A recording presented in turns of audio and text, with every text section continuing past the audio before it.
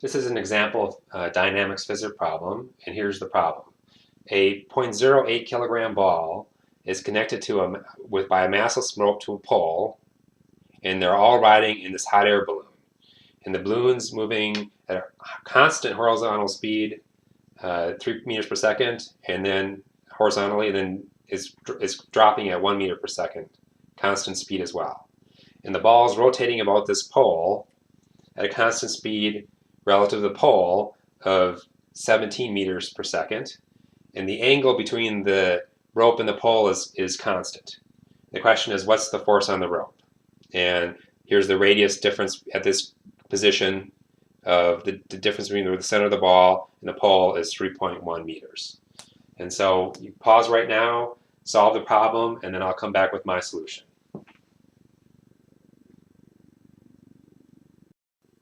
So here's a solution I have. The force on the rope is 7.5 newtons. If you have that answer, great. And if you didn't, or you want to see how I solved it, just stay tuned. So think about the problem.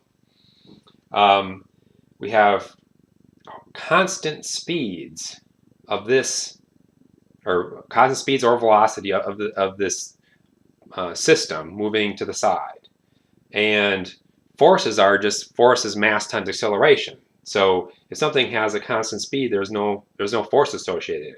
So the fact that this is moving to the side or down has no impact on the force relative to anything, because I'm not accelerating up or down or to the side. I'm just going at constant speed.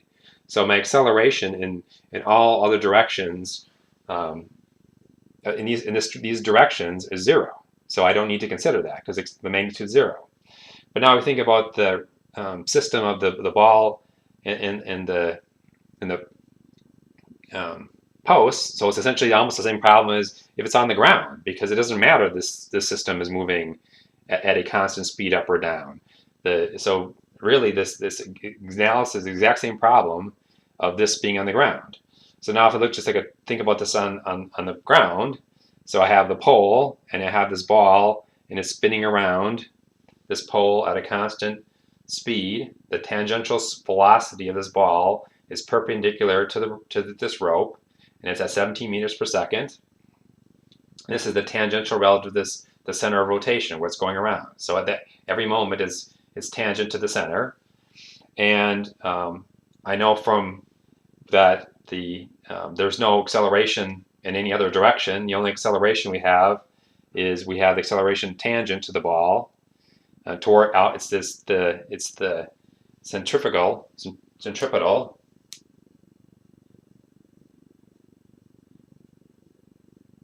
acceleration, and we know that has the directionality towards the center and has the magnitude, the v squared tangent over r, the distance between the center of rotation and where the ball is. So we know that's my system. And now if I look at the side view of the system, I'll just say my free body diagram is the ball. That's why I know that the rope pulls on the ball, so that's a good place to break the system, is somewhere where I have the force that I want to know acting. So I have a force pair, the force of the ball and the rope, and the force of the rope on the ball. So I'm going to say that's my system, is the ball. And I'll look from the side view, okay? And I now have the tangential velocity is in towards the board.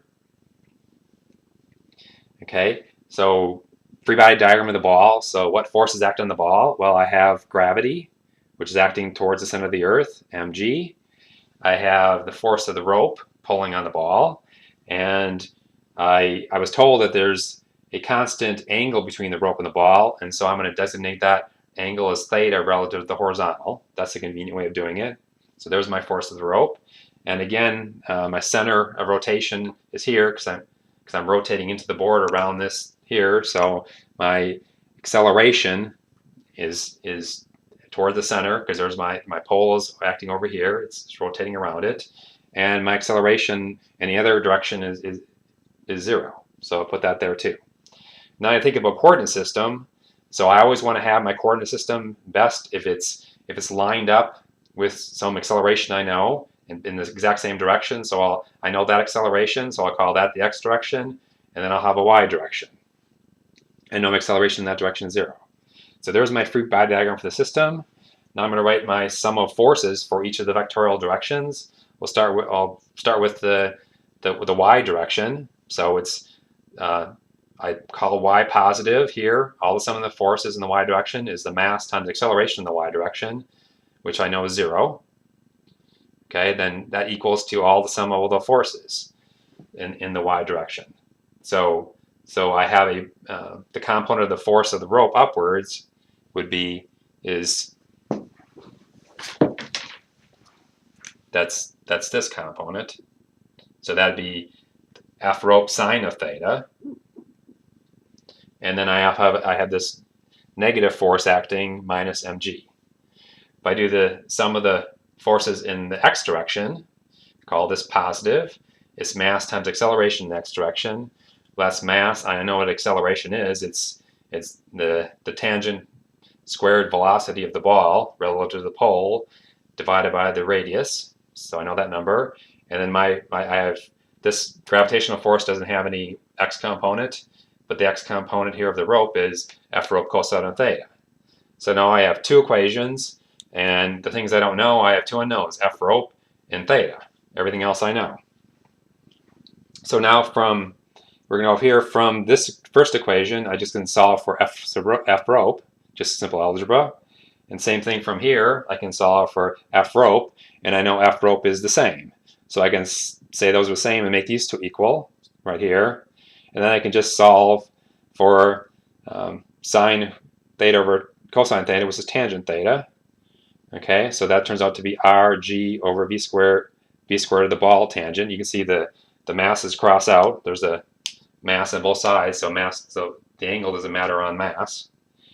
Okay, so if I want to solve for theta, then I get theta is the inverse tangent, velocity squared, r, and g. And you can see my units work out. I cross out that there's second squared, meter squared on the top, meter squared on the bottom, and 2 meters there, so cross out. So it turns out to be 6 degrees. Then once I have theta, I can just, for example, substitute back into this equation to find F the rope is mass g over sine of theta. So there's the mass of my ball, g over sine of theta.